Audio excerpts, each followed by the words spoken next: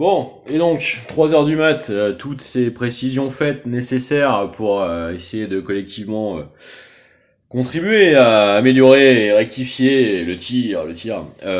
Bon, moi j'appuierais bien les travaux journalistiques d'analyse économico-sociologique nécessaires sur justement le questionnement de l'héritage, comme ça a été magnifiquement euh, réactualisé par Blast, parce que justement c'est tout l'enjeu en fait de la perception même numéraire de l'état patrimonial actuel, et ça permet d'ouvrir vraiment sur la perception numismatique qui est faite de la contemporanéité, parce que on voit quand même comment ces 10 dernières années ont été vraiment l'intensification du rapport à l'ordre de grandeur. On prend 7% d'inflation d'un coup depuis les années 2000 avec le passage à l'euro.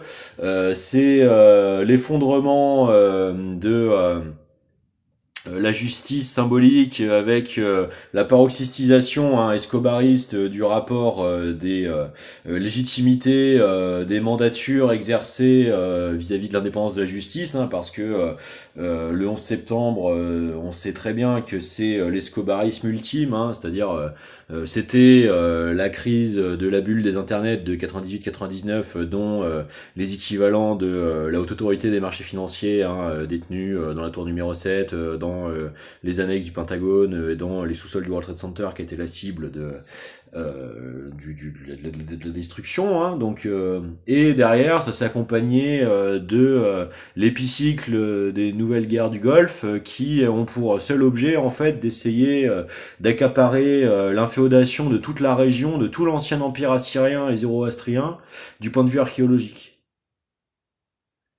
Donc il y a un énorme problème en fait de volonté mondiale de tutélarisation des fondamentaux en fait de la génération énergétique de la fusion, en faisant disparaître l'accès à l'histoire des cultes, des mémoires zoroastriques, ou yézidis.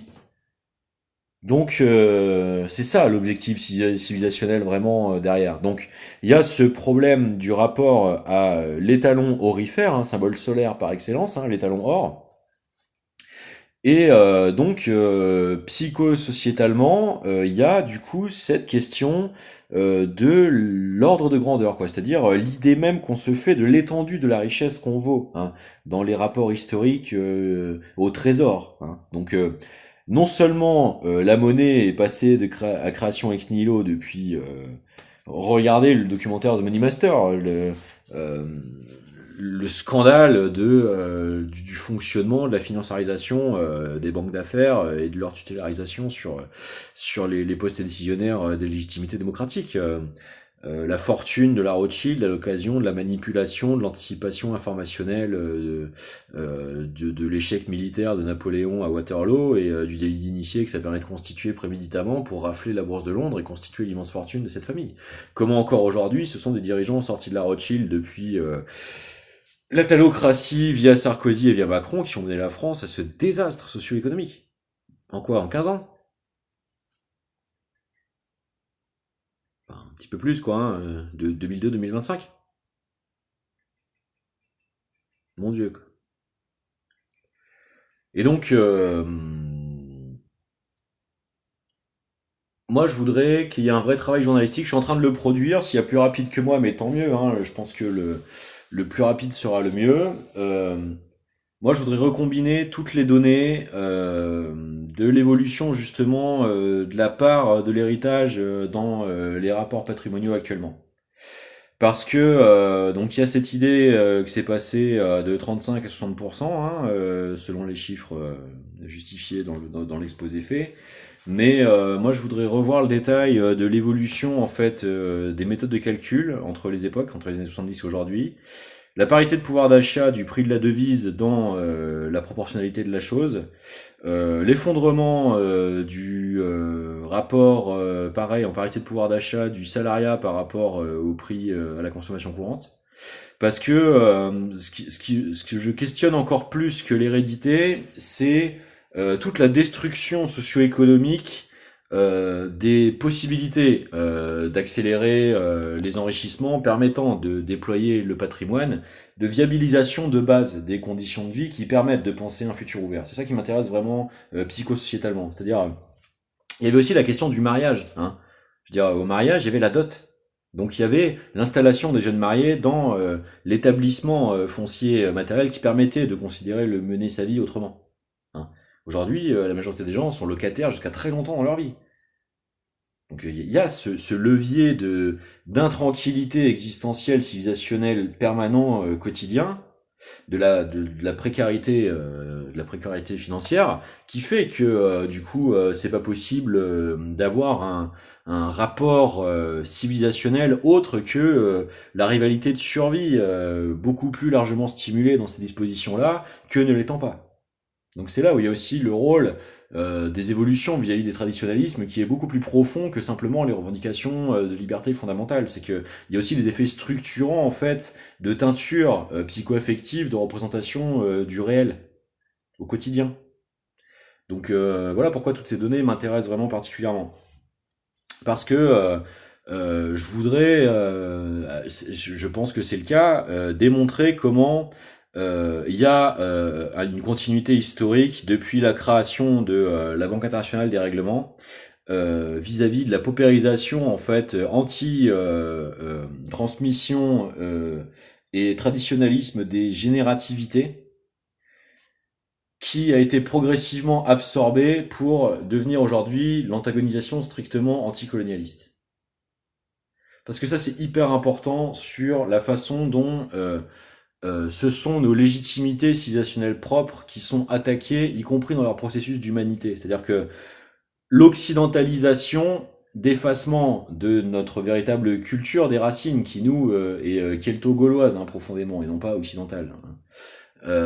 Faut pas confondre la bourgeoisie coloniale et la majorité des campagnes françaises depuis 5000 ans. Enfin, je veux dire, c'est ça le problème de fond des tentatives de juxtaposition, des identitarismes. Elle est là, toute la démagogie de la chose, vraiment intrinsèquement, quoi. C'est-à-dire que c'est pas seulement ce rapport au biotope, l'exode rural et tout ça, c'est qu'il y a vraiment ce dynamitage des histoires de la filiation du temps long et donc de la légitimité d'une profondeur civilisationnelle, d'une profondeur de rapport au réel, au quotidien, à l'immédiat, au temps présent.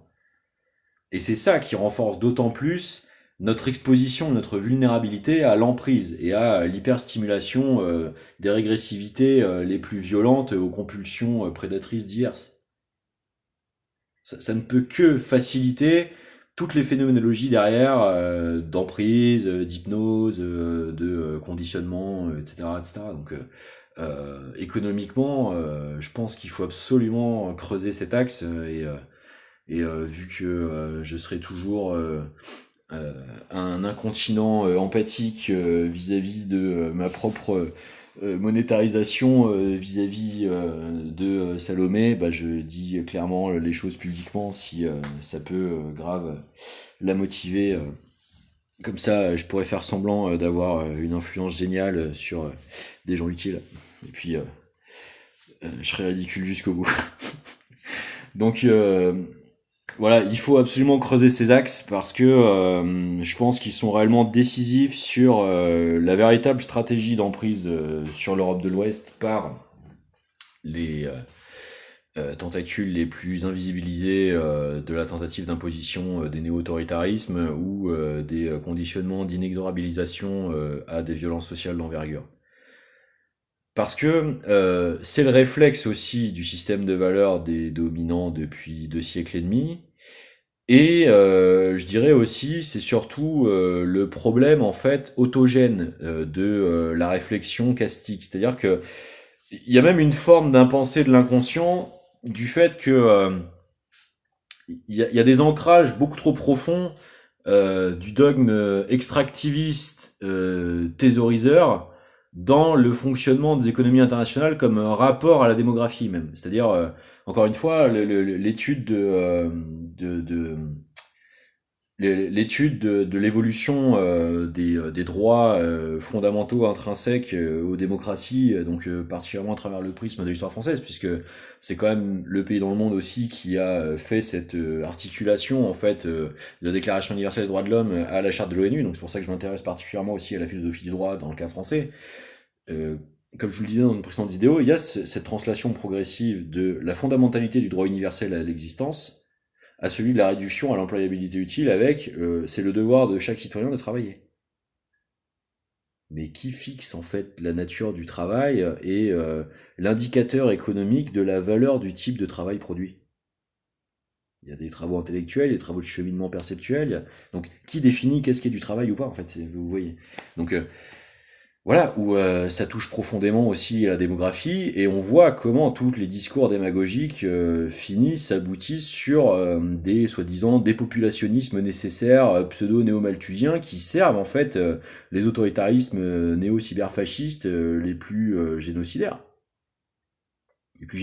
même on va dire, parce que là par contre il y a un vrai processus d'endoctrinement opportuniste qui euh, s'agglutine en fait à des tentatives de justification de la corruption. Les gens les plus illégitimes à avoir accédé aux plus hautes fonctions décisionnaires s'effondrent, continuent de patauger dans des tentatives de tout plébiscite sur le tard, de raisons pseudo-analytiques n'existant pas en fait, étant totalement invalides. Donc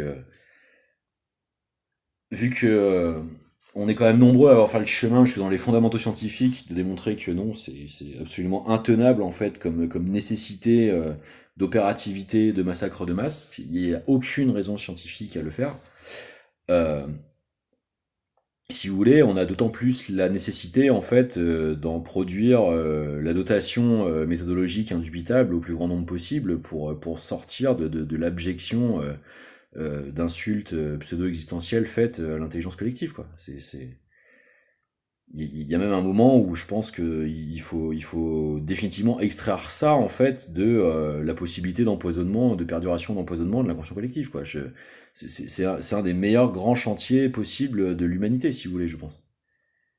C'est que il s'agit pas d'aliéner les personnes qui continuent d'essayer de le véhiculer, mais il s'agit de protéger tous les autres de la possibilité en fait d'enracinement du doute de ces idées dans la représentation du réel tellement elles sont pourries, quoi. Tellement ce ne sont même pas des idées en fait, c'est ça le problème, c'est que c'est même pas de la pensée en fait, c'est de l'automatisme de processus de compensation pseudo psychocognitif, alors que c'est de l'hypocrisie pure, quoi, c'est de la bile, quoi. Donc faisons ce boulot, quoi, faisons vraiment ce boulot, parce que voilà, c'est tout en découle aujourd'hui, je veux dire, on a enfin la masse M3 de dollars, de cyberdollars dans le monde est incalculable, a servi de monnaie dette à la justification de l'occidentalisation des modes de vie qui a produit des cycles de catastrophes humaines, de quantité intensifiée de morts depuis la Seconde Guerre mondiale effroyable.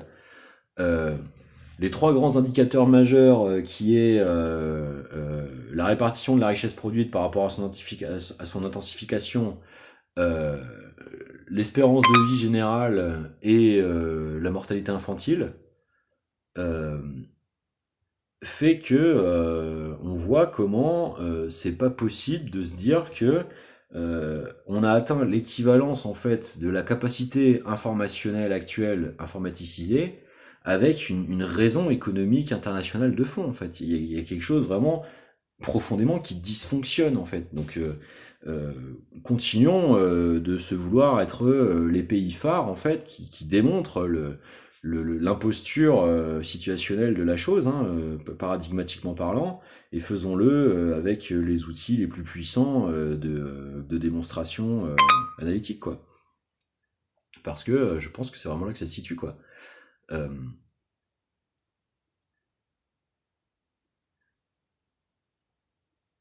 les héritages capturent le chantage politique avant tout parce que la co-réussite est impossibilisée, si vous voulez. C'est je je vois pas le verrou sociétal actuel comme la conséquence du privilège. Je le vois plutôt comme son impossibilisation naturelle à cause de la capture efficace de ceux qui, les premiers, en fait, se sont attribués ces positions d'avantages disproportionnés par rapport aux autres. Si vous voulez, je pense pas qu'il y a un fond idéologique absolu d'impossibilisation de démographie des alternatives. Je pense que ça a été la facilité matérielle atteinte les premiers en fait. Et donc il y a ce truc où